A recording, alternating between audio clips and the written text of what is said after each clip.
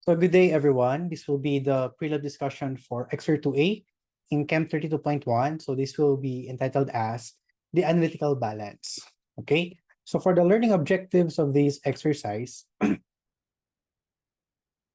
first you should be able to identify the different parts of the analytical balance and describe its functions. So when we do our face-to-face class, so papakita natin different parts of the analytical balance. Next is to use the analytical balance correctly and apply statistical tools to analyze experimental data. So we have already tackled Exer 1, which is statistical analysis. So by then we will apply what we have learned from Exer 1 to the succeeding exercises in Chem 32.1. Okay. So the next part is about the weighing process. So weighing is the act of finding how heavy something is, typically by using scales. So it is a basic technique needed in analytical chemistry. So everything that we do starts with weighing, all right? So this is an example of a metal inside glass cylinder in exactly 1 kilogram and is the old basis of how heavy a kilogram is. So so we have several types of weighing. So we have a rough weighing and the accurate weighing. So type 1 natin is yung rough weighing. Rough weighing is used for weighing solutes for preparing solutions to be standardized. Then the uncertainty ranges from 0.01 gram to 0.001 gram. So these are the type of balances that utilizes rough weighing. So we have the top loading balance. Ayan. So I think ito yung mas nagamit natin ng Chem 18.1, no? Yung ating top loading balance. Then we have the triple beam balance. So ito yung usually, yung parang mechanism nito is kapag nagpantay na yung ating fulcrum dito sa, wait, we need the laser pointer. Ayan. Pag nagpantay na ating fulcrum dito sa gitna, ibig sabihin, same weight na nung ating counterweight tsaka nung sample natin, yung counterweight natin.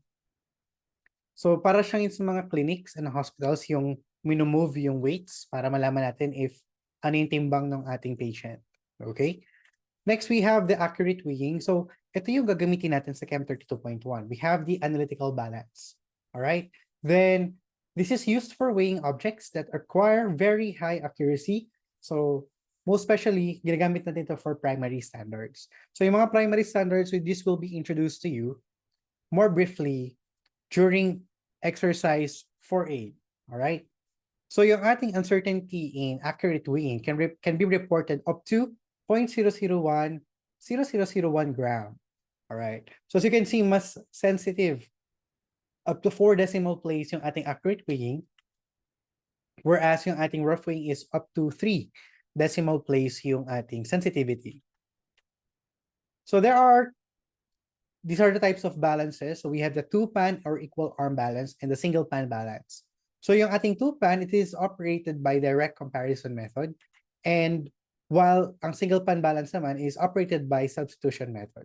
So yung direct comparison is that if we're going to weigh our sample here,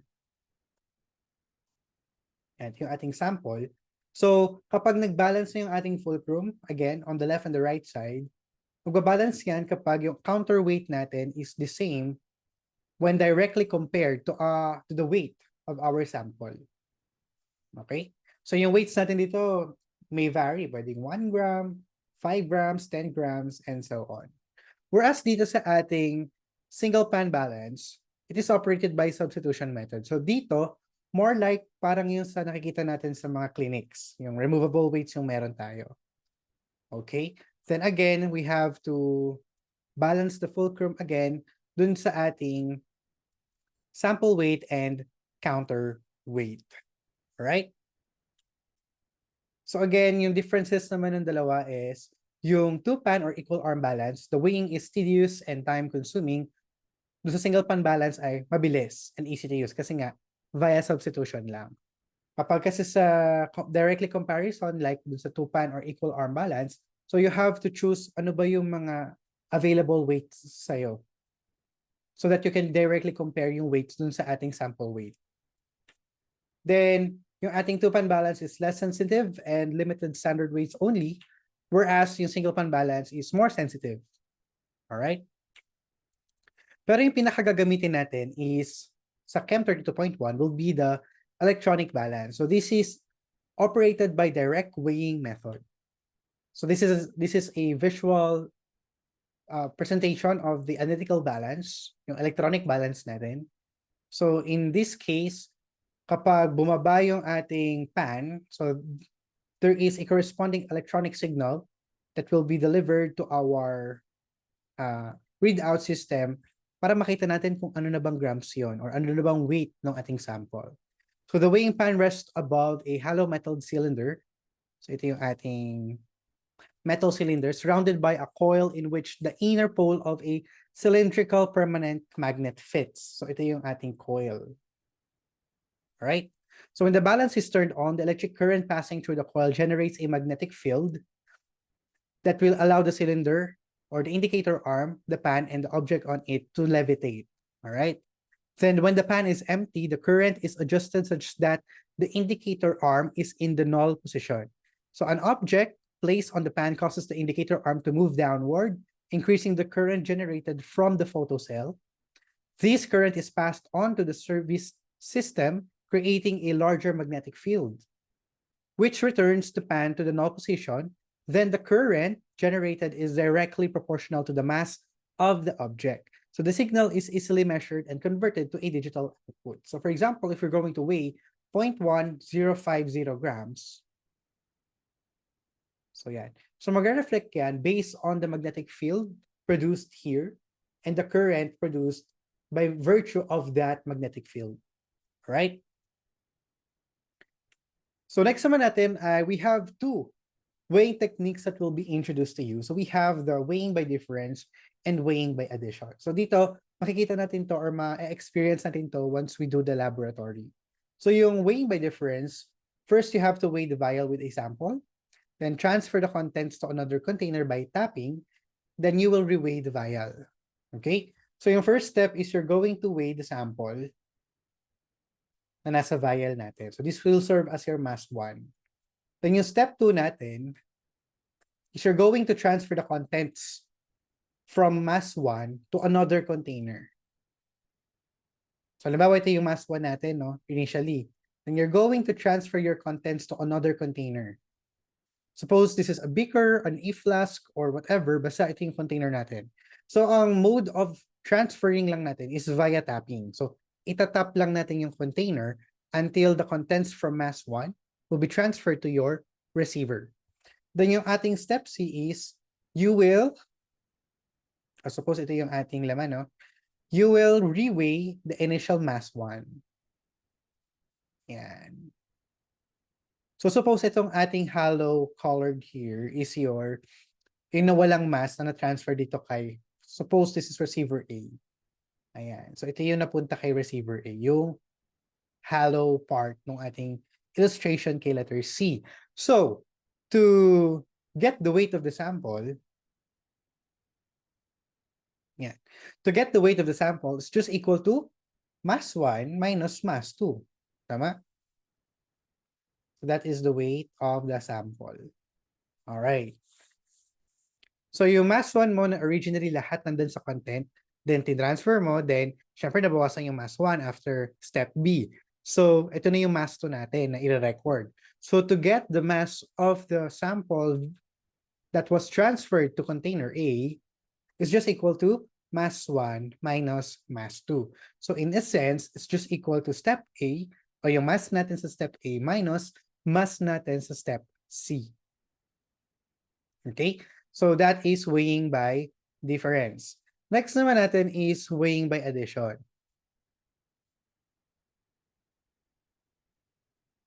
Okay, so by weighing by addition, what we do is we first weigh the dry container, then we will add a sample via tapping or spatula in the container, then you will reweigh the container plus the sample.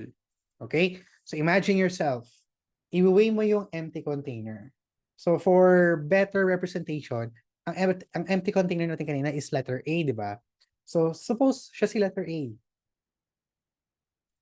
So we will reweigh container A and this is mass 1.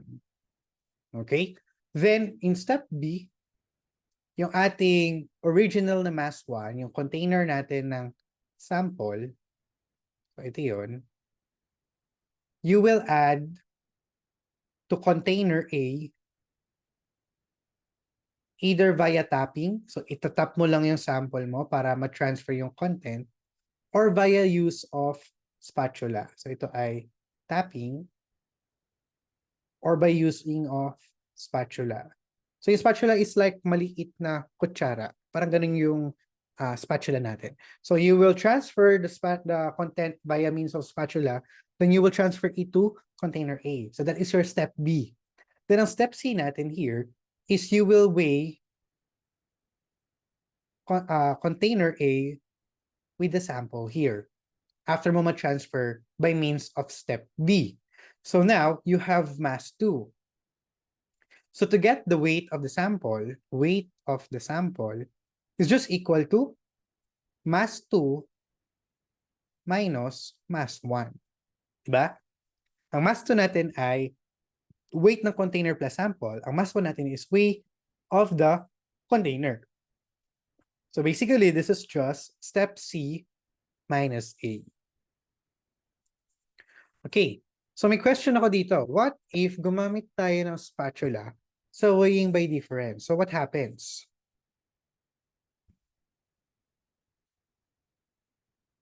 So try nating burahin to. No. About ito kay letter B. Ang ginawa daw natin is we used spatula in transferring the contents of the vial, pero ang technique natin is weighing by difference. So what will happen?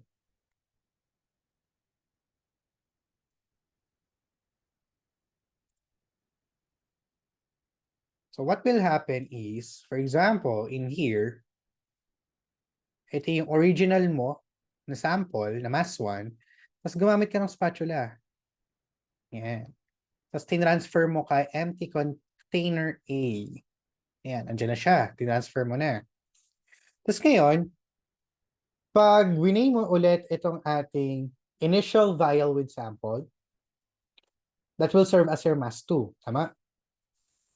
Pero hindi natin ma-account yung mga particles na dumikit kay spatula. If you look at your spatula, yan, may mga particles na dumikit dyan. At yung dumikit na yan, hindi mo yan ma-account when gumamit tayo ng spatula, and the technique that will be used is weighing by difference.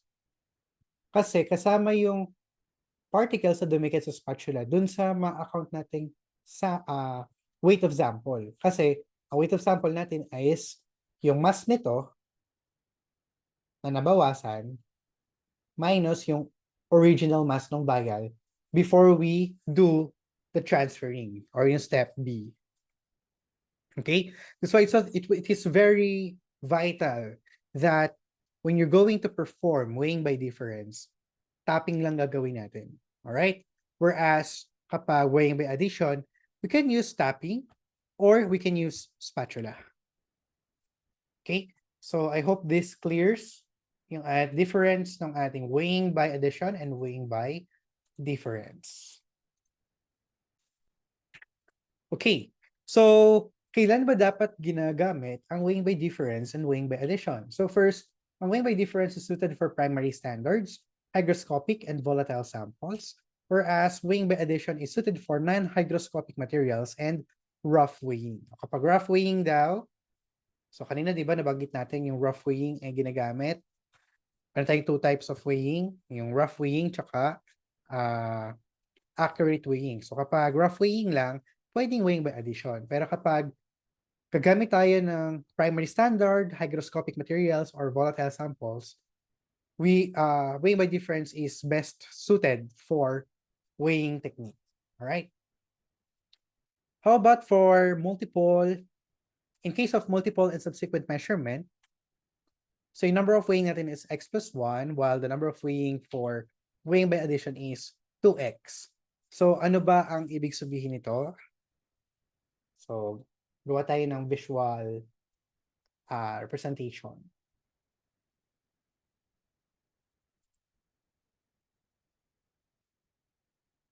Ayan.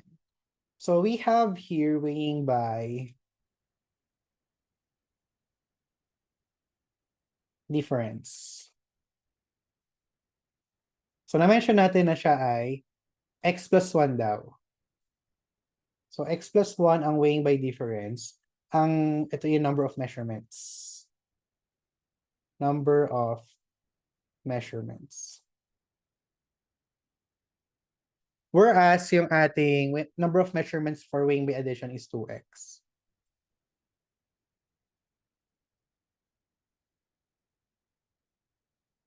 So ano bang implication nito?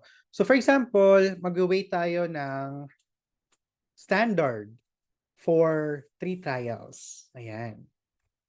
So if suppose we have 3 trials, ibig sabihin daw nito is 3 plus 1 equals 4. Yun yung number of measurements. If you're going to make use of weighing by addition. Pero kung 3 trials at siya na weighing by addition, 3 trials, then weighing by addition, it is 2 times 3, so 6 measurements. So paano ba nangyari yon? First, we have sa weighing by difference, di ba? Gagamit tayo ng step A natin is we will weigh the sample, to trial 1, the sample plus the vial. Ito yung step A. So we have mass 1. Yung step B natin is we will transfer the contents to a receiver. And suppose ang receiver natin is receiver A. Okay, so we transfer the contents. After step B, sa step C, you will measure the same vial na nabawasan na. Okay?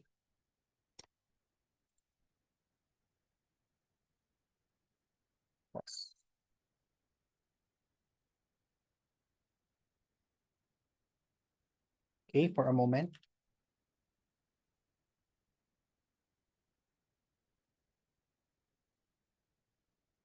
Okay.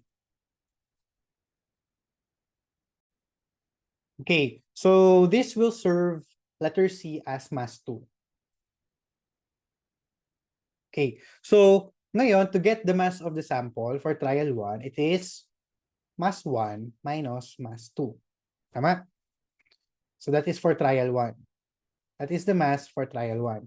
For trial 2, what we can do is, yung na-weigh nating mass 2 from trial 1 can serve as the initial weight of the mass plus vial, mass of the vial plus sample for trial 2. So yung initial natin dito, pwede pa rin yung mass 2 na magamit natin. Kung ano yung na-weigh natin from trial 1. Then, again, magpaproceed tayo sa step B, yung pag-transfer natin. Then, yung nabawasan after transferring, that will serve as your mass 3. Then, the mass of the sample for trial 2 is just equal to mass 2 minus mass 3. Okay? Then, likewise, ganun ulit for trial 3. Kung ano yung na-weigh natin for mass 3 from trial 2, that will serve as the initial weight of the sample plus vial in trial 3. Then again, proceed tayo sa step B, tapping of sample from the container to the receiver. Then, we have another mass 4 na nabawasan na. Then the mass of the sample in trial 3 is just equal to mass 3 minus mass 4.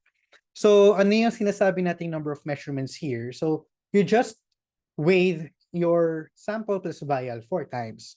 Suppose you have 3 trials. You have mass 1, mass 2, mass 3, and mass 4. Okay? Now, for the weighing by, ito ay weighing by difference. Ito ay weighing by addition.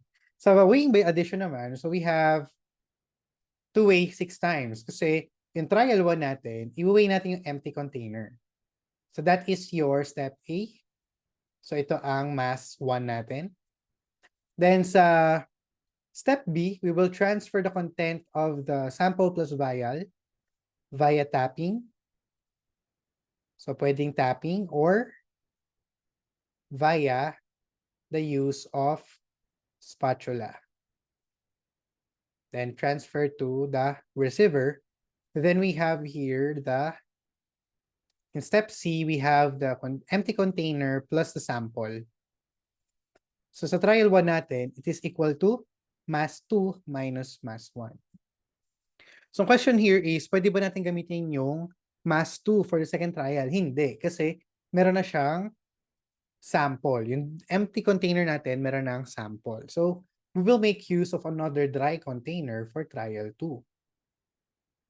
So that is mass 3. Then again, for step B, transferring of contents from the sample plus vial to the empty container.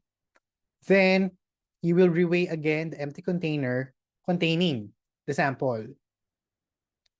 So ang trial 2 natin is mass 4 minus mass 3. Then for trial 3, ganun din. Pero yung weighing natin dito is mass 5 na. Then again, step B, transferring of contents. Then for step C, we have M6.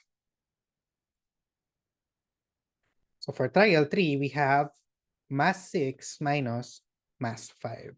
So basically, we have weighed 6 times. So 1, 2, 3, 4, 5, 6. So given that you have 3 trials or 3 replicates, so you have to measure 6 times if you're going to use the technique of weighing by addition. Pero kung weighing by difference lang, so you can make use of 4 measurements only. Suppose you have the same number of trials, which is 3. Okay, so I hope this clears yung difference, the number of measurements between weighing by difference and weighing by addition. And I hope makita nyo rin yung advantage of using weighing by difference when you make use of multiple replicates weighing for the standard. Okay, then proceed tayo ngayon sa errors committed during weighing. So we have the buoyancy error, we have the temperature error, errors due to particulate matter from the atmosphere, magnetic and electrostatic fields, chemical reactivity, evaporation and condensation phenomena. Okay, so I hope this was already researched by you, since it is, I mean, some of these are part of your pre-lab questions. Okay, so for buoyancy error, it arises when the object or the sample and the standard weights have significantly different densities. So there is a difference in the buoyant force that air exerts on the object being weighed and on the standard weights.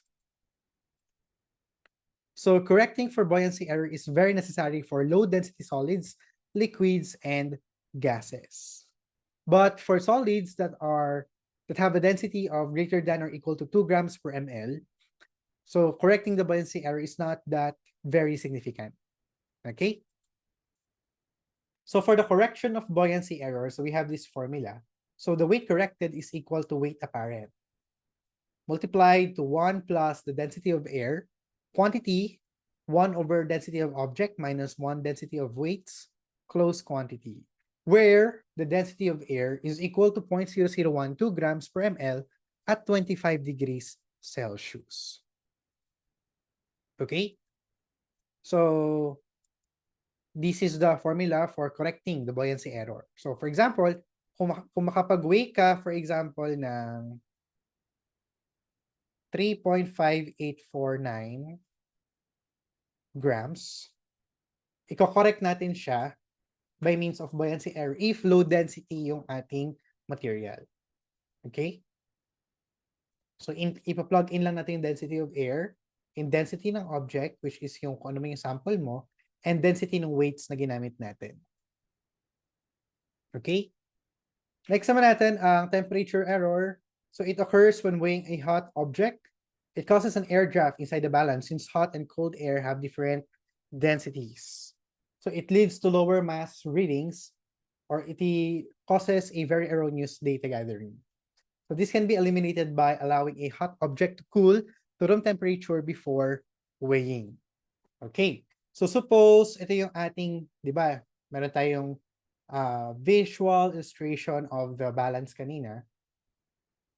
Kung ito yung front view ng ating balance, yan.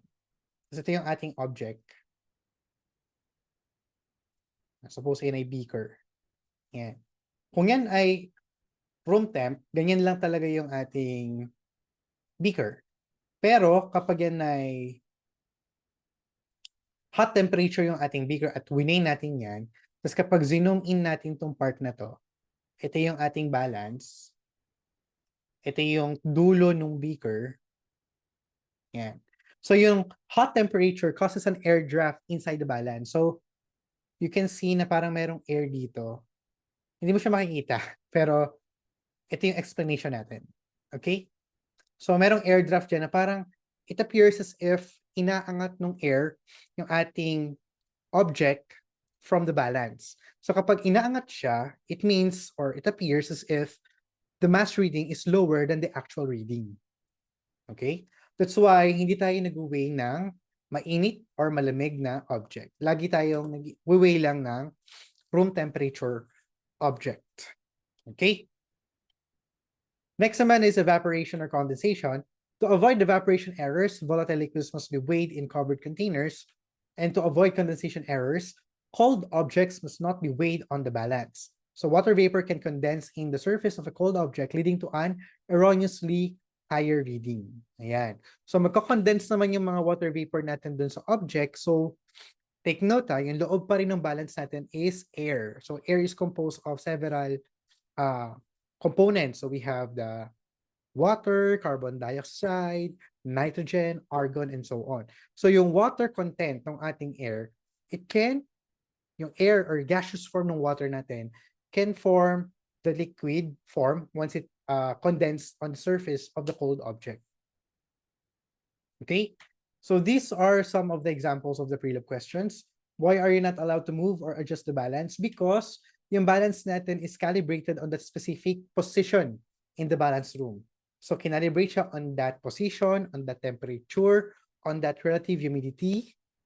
Ayun. So yun yung mga considerations natin when we do calibrations. And once you remove or you just move from one position to another yung ating balance, you remove the calibration of the balance. So by calibration, ibig sabihin, hindi na ganun ka-reliable yung results noon. Kasi yung accuracy ng ating balance is maximized during the calibration of the balance on that position. Kapag ni-remove mo siya on that position, ibig sabihin, it requires another recalibration. Alright? Hence, when moved, the balance needs to be calibrated again. Next, why must the balance door be closed while weighing? So, the balance doors need to be closed to obtain a stable reading. If left open, the air currents can disturb the reading. Ayan. So, since very sensitive nga yung ating balance na up to 4 decimal place, any causes of disturbance in the atmosphere can cause erroneous data in the analytical balance. Okay? So, closing the balance doors also helps in keeping the balance clean by preventing dust and other particles from entering it. Kasi yung mga dust and particles na yon, may mga weights din yung mga yon. Alright? Then ito na-mention na natin to during the temperature error. Then yung mga sample problems natin will be tackled later on in the face-to-face meeting. Okay? So, we'll check.